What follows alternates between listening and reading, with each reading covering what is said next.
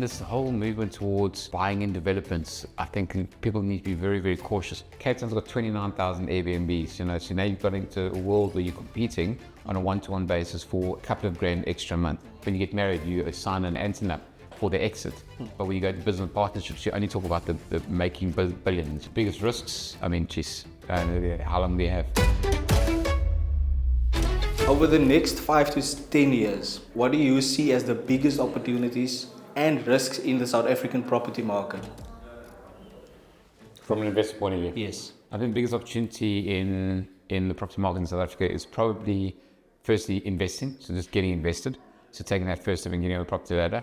I think, it's difficult because it's region by region as well. So you can't, if you say what's the big opportunity in the Western Cape, well, I'm going to look for undervalued areas where there's going to be gentrification, there's going to be a movement of people from expensive areas to cheaper areas. They're going to gentrify, where youngsters coming. If I'm going to look at Joburg, where's things accessible for commuting and transport?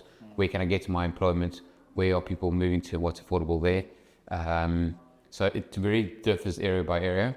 But the opportunity for people is first to get invested. So first-time buyers get on the property ladder as an investment versus a home. People that are already invested, take a look at your investments and making sure that they're making a decent return and you aren't getting killed by rates and taxes and levies and everything else, and reinvest where you can or move that money into better investments. The multi-let young professional space and multi-tenanted properties are a massive opportunity which is sort of overlooked often and continues to be overlooked. People will look at single residential homes or flats and rent them out to one tenant, or they'll look at student letting for multi-tenancy. But there's a space of young professionals who can't afford to buy their own home, don't want to live at home, want to live in a little bit of a commune with a bit of a community, they want to build that out. And there are guys that are doing it on big scale. Neighbourgood are very good at doing that and building that sort of community experience for multi-tenants. But I think there's an opportunity for individual investors to get into that young professional investment space. The biggest risks, how long do you have? There's rates and taxes are increasing. The council are continue putting homeowners under pressure. The cost of ownership is massive. The levies are going through the roof because there's unsophisticated, uneducated, unqualified trustees running buildings and are making really poor decisions. There's a massive amount of inexperienced and unprofessional and just generally bad managing agents out there that can't advise them properly. So pressure in the risks is really the cost of ownership is massive.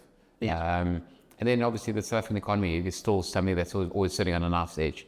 But if you're going to just worry about the boat you're in versus the river being the economy, and you want to worry about the boat you're in, it really comes down to the cost of ownership.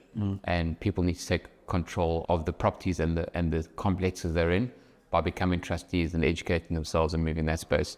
And then this whole movement towards buying in developments, I think people need to be very, very cautious. There are some great developments to buy into, but there are just some that are sold on hype and lifestyle and really good slick marketing, but honestly are just terrible investments. So you need to be careful of buying into hype. Yeah, that's a dangerous space, to be honest. Yeah. Like, you go off of renders. Yeah. I go for renders and stories and a really slick salesman, and then you get what you end up getting is just half the render cracks, really bad builder, over the top levies because the developer didn't count the levies properly, and then all the amenities that are provided to you just can't be maintained because your levies aren't there. And you get into a space where maybe you have 80% investors where they don't live there, so they don't actually care, and then there's just this actual depreciation over time, and the building just gets dilapidated over time. It just becomes a really hard space to be an owner in a property. So make sure you control. My personal opinion is not buying into massive developments, buying where there's 1,000, 1,200 units. I don't think that's the best. You lack the ability to implement change if you wanted to. So you've got to be really, really careful. And then, we're in a low interest rate environment at the moment. Affordability is something always to consider. Your own affordability if you're buying, your tenant's affordability if you're renting it out. There's just so many factors to it, and it's just, you cannot rely on property as a single investment to give you lifestyle or give you financial security. A property investment is your 20-year wealth building plan. 25-year wealth building plan right now, in particular in South Africa. Okay, so insist might be a strong word here, but what are the core values you insist each team member lives by? How do you embed those values day by day? So I think just by the nature of our culture, within our business, I mean, I think there's a few things. There's got to be a high level of energy and a willingness to do, a willingness to almost, you hear this a lot, a willingness to serve, outward looking, not inward looking, not what benefits you, but benefits the person you're dealing with. We've got the saying, 1 + 1 must equal 5. And I think that's an important thing. You must always realize that you plus the team plus your client must always equal more as a collective. So I think if everybody has that approach and we insist on that approach, then you sort of weed out people who join on the back of again, their story and their conversation and their ability to do a gift of the gab. And often substance will always sort of come out over time, and the depth of a person and their approach will come out, and they often end up leading. So it's a real ongoing filtering process of people joining the team, sit in our world. If they really embrace it and love what we do and how we do it in our approach, then they sort of stick around, particularly if there's a real synergy. And often where there's not a synergy, people will drop off quite quickly. And we've had people join and leave within a week because it just doesn't fit their world.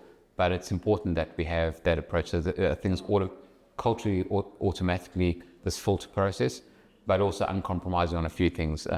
Being honest, integrity, ethics are super important for us. And they're words that get thrown around a lot, but I think often happens in the real estate industry, somebody gets caught out doing something they shouldn't be doing, and then the business will sort of brush it under the carpet because that still means rands.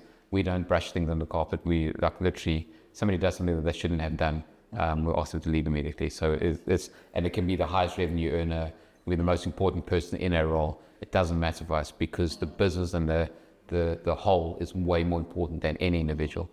From the top of the company to the bottom, the company is more important than the individual. And I think it's been a really effective approach for us. If you were advising your younger self starting out in property, what is the one mistake you would warn him about, and also the one move you would encourage him to do? As an investor or as an agent? As an agent. So one thing that I've always sort of seen the best in people, and I get told a lot, like, I just see the best in people first and then you just sort of go and run. And then you often get let down by people or whatever else. But I've sort of always kept that real positive attitude about people. I think the mistake I made with a lot of people, and it's mistakes that you make that sometimes burn you for a long, long time, is you get into partnerships with people where it doesn't necessarily have both have the same long-term view or the same long-term outlook. Oh. And in some of the partnerships, I mean, I've got great partnerships now, but some of the partnerships in the past, you get stuck in them, and they're actually harder to get out of than sometimes even a marriage. And so it's really you're stuck in these partnerships. So being very, very cautious with who I partner with was probably something that I'd give myself advice with. Maybe take a bit more time to get into partnerships than I have in the past. But yeah, I think that would be probably the one thing where it has been sometimes a little bit suffocating and stifling as you try and grow and build and try interesting things and innovate and everything else. And because it's weird, because your approach to business differs, your approach to people differ, your approach to growth differs, your risk and your risk adversity differs.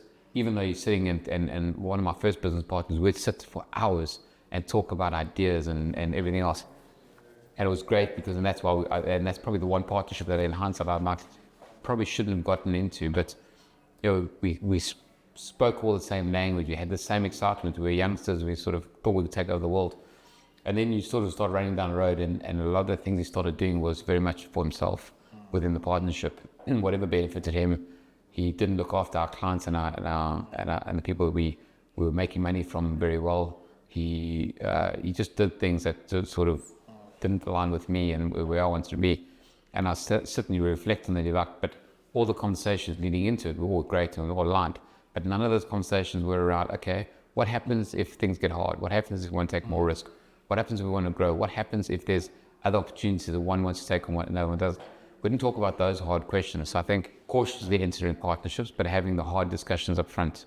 we used to joke, you when you get married, you sign an A&C agreement, you sign an antenna for the exit. But when you go to business partnerships, you only talk about the making billions. You don't talk about, hold on, what if we want to exit? What if we don't see eye to eye? How do we deal with it? Yeah. So the advice and the thing that I sort of regret is getting into partnerships too quickly, too early, getting stuck in them. And the advice would be take your time and make sure you have the hard conversations up front. I love that, yeah. Many people talk about capital growth versus cash flow. How do you balance those in your portfolio? In what situations might you sacrifice one for the other? So property investment in South Africa right now is a really difficult space to make cash flow. And you've got a lot of these gurus out there saying, you can go and you can make cash flow. When they're talking cash flow, and we've got to take it down to the real economics of it. Cash flow in a property that you're making good yield and then good return, and you're making $500 a month. $500 a month is a little bit more than the stipend that the government give people on benefits. So you need to be realistic about cash flow properties and where you are. And then you've got the guys who are out there selling, hey, you can Airbnb and get into it. Cape Town's got 29,000 Airbnbs, so now you've got into a world where you're competing on a one-to-one basis for, again, a couple of grand extra a month. From a cash flow perspective, property is a really, really difficult space. Property investment is a really difficult space to make a living on. And it's very risky if you're going to really push the cash flow element by going into Airbnb, short-term letting, student letting, multi-letting, all of that. High risk, and you need massive leverage. So you need to have big backers. You're taking on a lot of debt and going that. And then you get this world where you go, okay, there's this rent-to-rent model, which is go rent a property for a little bit less, and then you rent it out for more and you make a bit of margin. Again, big risk, small reward for that. So cash flow in property investment is super difficult, super risky. I would say that what you've got to look at, and you look at all the investors out there across the world that are property millionaires, is that they make their money elsewhere, their cash flow, and they're living elsewhere, and they invest into property and make their money over time through capital appreciation and capital down payments against their mortgage over time. And Robert Kiyosaki is the guy who's wrote Cash Flow, Rich Dad Poor Dad, he wrote Cash Flow Quadrant. If you read that book properly and you really sort of take your time and understand, Robert Kiyosaki didn't make his money in property. He made his initial money and his money to live, his money to feed himself, and money to feed his family, and to build his property portfolio out of education. When you buy that Rich Dad Poor Dad book, he makes money. When you buy that Cash Flow game, he makes money. When you go into a Rich Dad Poor Dad course, he makes money. All of those things where he makes his cash flow, he makes his real wealth in the capital by buying properties out of the cash from his business. So that was my approach. So that's why I've got this business came back to South Africa from the UK, wanted to get into developments, needed the cash flow. So in my head I was like, start a cash flow business, take the cash flow and put it into property and build that portfolio. And that's really the thinking is make your cash flow in your day job and what you're good at, and make your wealth in your investments. For short-term rentals, it's more like a side hustle.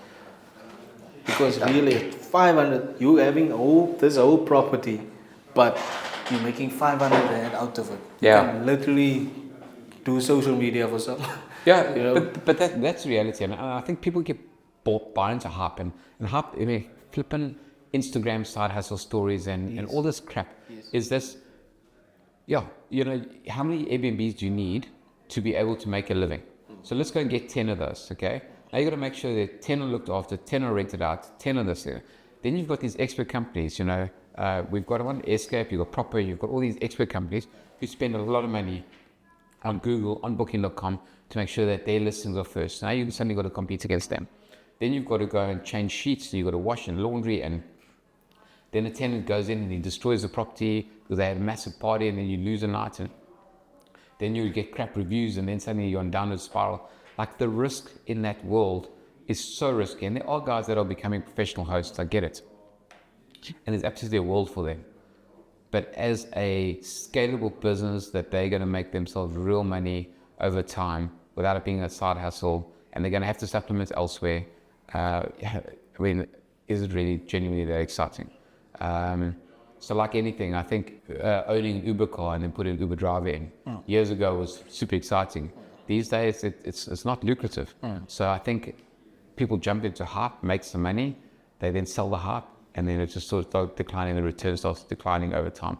And either you go big and you scale. So there's some Uber companies that own Uber cars that own 2,000-3,000 Uber cars in the country. They make real money. How are you with 10 Uber cars? Or the guys, I mean, the short-term letting guys, they run 500, 600, 700 properties in the area. How are you going to compete with them with 3? So absolutely, I think people need to be very careful of looking at hype side hustles as the opportunity, especially when the guys that are hyping this up are selling courses to convince you to do it. What a crock. I'm doing it. So. Are you doing the Airbnb side? No, I'm doing the. So, I created a course to show you can do anything. Yeah. You can make money with anything. Yeah. So my thing is, Yeah. you need to buy my thing Yeah. to show you that I can make money out of anything. Yeah. You see. Look, there be careful. There's a difference between empowering people, education through empowerment, Yes. and opening their eyes and going, open your eyes, you can make money in this. Yes. Or going, you can only make money in this world, but you've got to buy my course to be able to make money in this world. Yeah. Because I'm telling you, the person that buys the Airbnb, make money at Airbnb side hustle course, doesn't know that they can make money in photography, or doesn't know they can go make money, by arbitraging certain. That's not the world. Yes. So teaching people how to make money and wealth and see opportunities in places that they wouldn't have seen. Perfect. Going like this. And that's why Rich Dad Poor Dad, I think to a degree, it's such a good book. Although it really focuses on real estate, and people who read it once will see it one dimension as seeing real estate. But actually what it talks to is you can take those concepts that he talks about, cash flow, debt, how to buy, how to own, everything, and use those structures. I used a lot of what I learned from, and I read Rich Dad Poor Dad multiple times, and I did the Rich Dad Poor Dad course when I lived in the UK. So I used the education from that to buy businesses, because the underlying asset doesn't have to be a real estate. It doesn't have to be real estate or a property. It can be anything. And so I used those ideas and those concepts to buy businesses, and it worked very, very well. So I think selling education where you're empowering people to understand money, understand opportunities, to find opportunities, brilliant. The guys, and I really got a bugbear around the guys who sell property education. It really irritates me, because there's a lot of those guys who educate and teach who don't invest, who don't own, who make their living out of selling a course but don't actually walk a road. And then you do have some guys, and there are some guys in the Airbnb space that are selling courses, but again, I think it maybe talks more to the fact that the Airbnb business, underlying Airbnb business, isn't making as much money as they say it is, and they need to supplement. So like, oh well, I'll do a course on how to do this, versus having the scalable business. Because the guys who are building businesses in a large Airbnb business, I'll tell you, the guy that's running our Escape business does not have time to put a course together. He's building a business. Yeah. And he's making that successful. And when it's large and successful, he's not going to have time to put a course together. He's just going to say to you, if you want to do it, buy a property, plug it into us, because we've got the infrastructure, the scale, the economies of scale, everything else. So you've got to be careful what courses you're buying, what hype you're buying into, and especially those, like I say, those very sort of blinkered courses, like this is the way you make money, this is the only way you make money. Like, it doesn't work. Why would you sit and teach people? Maybe there's an empowerment thing. You're taking something to empower. But if you're taking something to empower people, why do you need to make a margin on the trading platform they're using? Or like, why? That doesn't make sense to me. So empower people for the sake of empowerment. Get paid for your value that you're adding, absolutely. But Jesus, like side hustles and all that nonsense. Like, I think there's a world, a little bit of a little dodgy world there, where people make money off the idea of selling side hustles and not creating genuine value. And I think that's actually the issue with the exciting thing about AI and ChatGPT and everything else is this, the world of you can actually cut through the nonsense quite quickly these days, which is quite cool.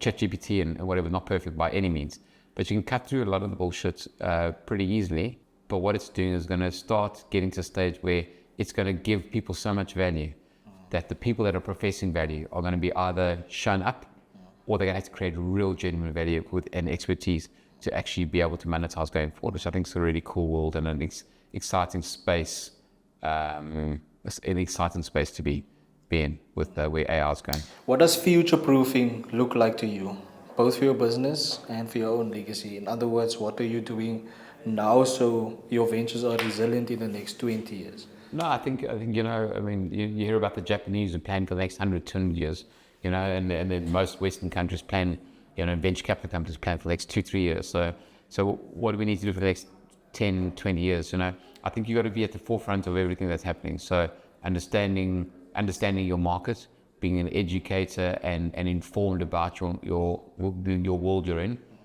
being brutally honest and blunt about what's happening in the business and in the industry, and keep on investing in people, I think is probably the biggest thing.